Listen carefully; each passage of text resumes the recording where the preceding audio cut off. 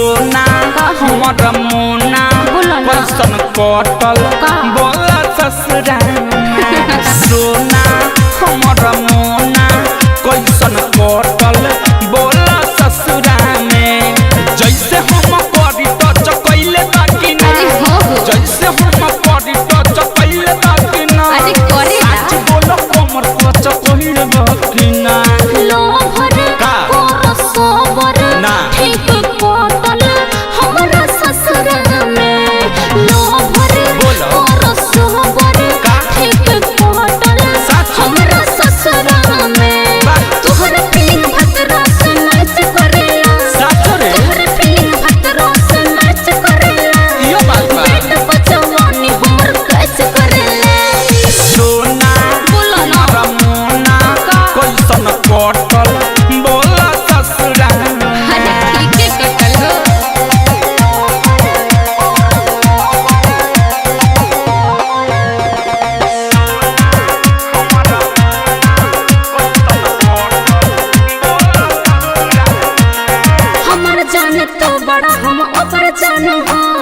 तू ही जाना तारू करबू के कर मान हो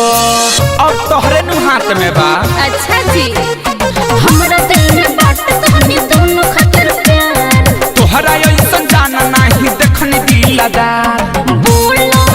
मुंह खोलो ना कुछ चाहिए चलो असरा में जैसे हम करी तो चकैले बाकी ना खूब करेला सच बोलो कमर को चकैले बाकी ना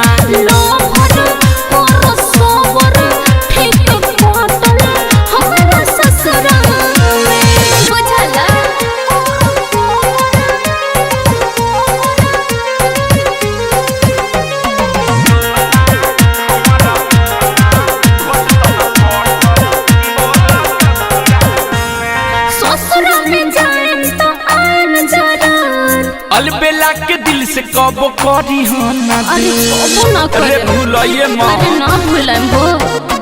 अच्छा जाना दे सभी सबस करी हो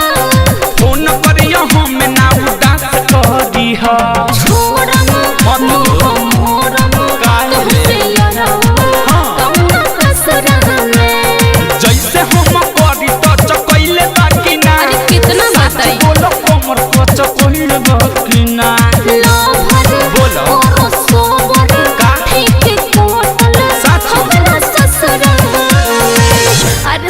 ठीक है बेटा।